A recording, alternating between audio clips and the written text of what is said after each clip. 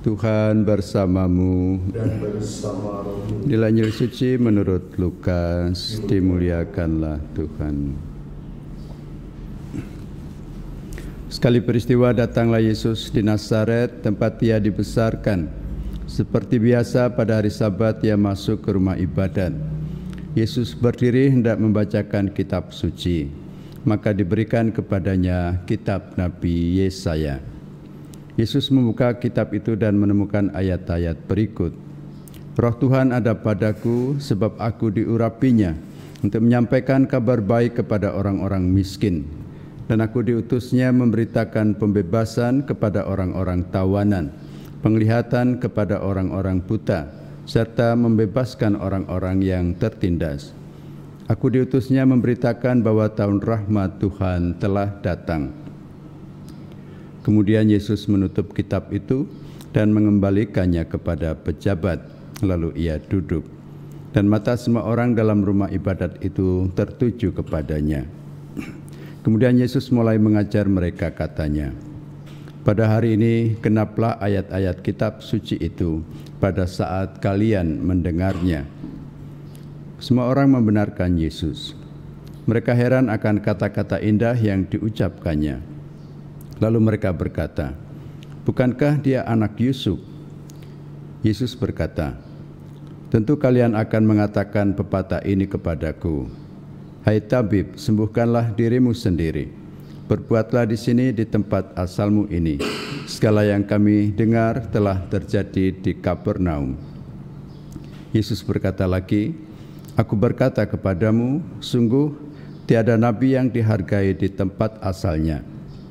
Aku berkata kepadamu, dan kataku ini benar. Pada zaman Elia terdapat banyak wanita janda di Israel, ketika langit tertutup selama 3 tahun dan 6 bulan, dan ketika bahaya kelaparan yang hebat menimpa seluruh negeri. Tetapi Elia diutus bukan kepada salah seorang dari mereka, melainkan kepada seorang wanita janda di Sarfat di tanah Sidon.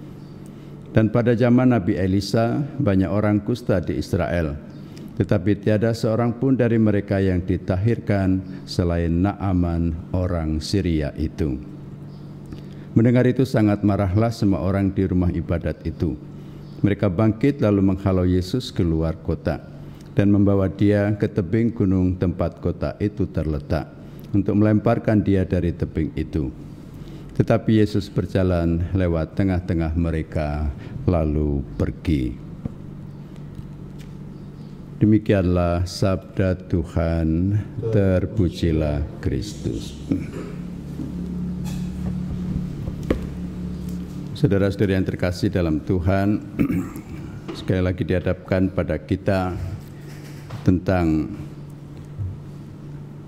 apa yang boleh disebut sebagai hukum kontradiktoris atau juga hukum paradoksal, di mana manusia sering membayangkan bahwa kalau apa-apa yang berasal dari Allah itu harus sesuatu yang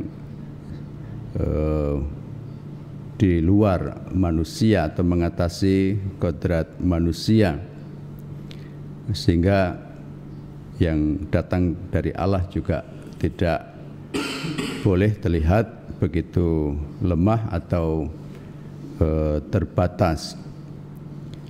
Namun Allah sudah memilih bahwa untuk bisa mengerti Allah yang maha tinggi dengan segala kekuasaannya, orang justru harus mulai dari yang paling bawah. Dan itulah sebetulnya misteri inkarnasi yang nanti dilengkapi dengan misteri Kristus yang tersalib, yang menjadi pusat pewartaan dari Santo Paulus sendiri.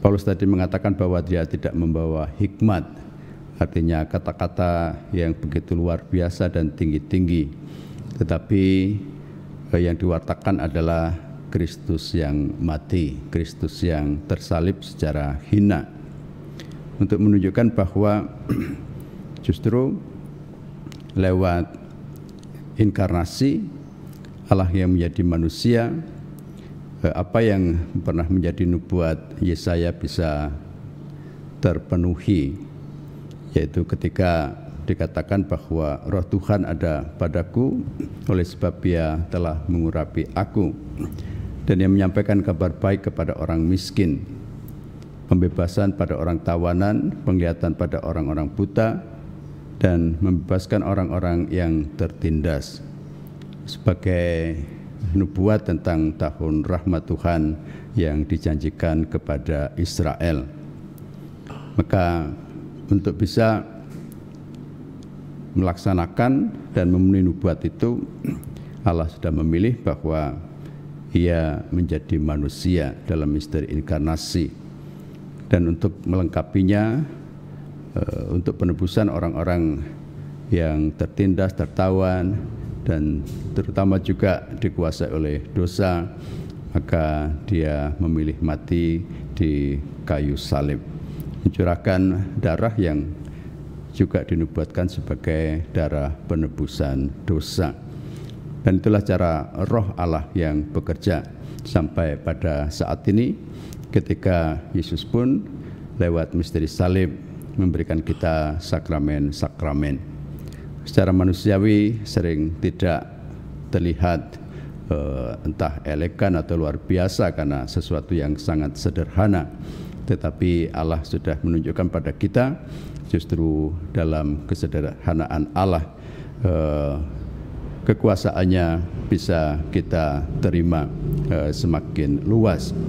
Dari pihak kita manusia yang beriman cukup membuka hati dan pikiran untuk bisa mengerti keluasan atau kemahabesaran misteri Allah ini. Kita ditunjukkan seperti orang-orang Nazaret yang tidak menerima Yesus karena merasa tahu siapa Yesus, anaknya orang miskin, Yusuf sang tukang kayu. Tetapi di balik itu semua sebetulnya mereka sudah menyaksikan bahwa apa yang dinubuatkan oleh Nabi Yesaya sudah terpenuhi dalam diri Yesus. Pada mulanya mereka bisa menerima dan membenarkan, tetapi setelah mereka tergantung pada pikiran sendiri, terutama juga merasa tahu apa yang mereka lihat selama ini, siapa Yesus dari Nazaret ini, maka mereka menolak Dia.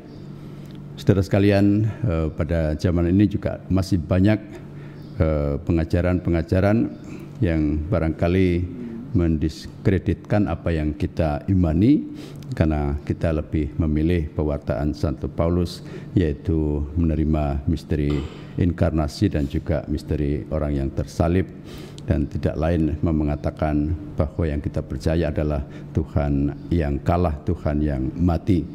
Tetapi jika kita memakai hikmat Allah atau berpikir dengan pikiran Allah, kita harus juga berpikir sampai akhir, yaitu bahwa setelah mati Kristus bangkit, dan oleh kebangkitannya itulah inti iman kita bisa kita terima dan kita andalkan. Karena jika tidak demikian, maka sia-sialah iman kita. Jika Kristus tidak bangkit, maka iman kita menjadi iman yang tanpa arti. Kemuliaan pada Bapa dan Putra dan Roh Kudus, seperti pada permulaan, sekarang, selalu, dan sepanjang segala abad. Amin.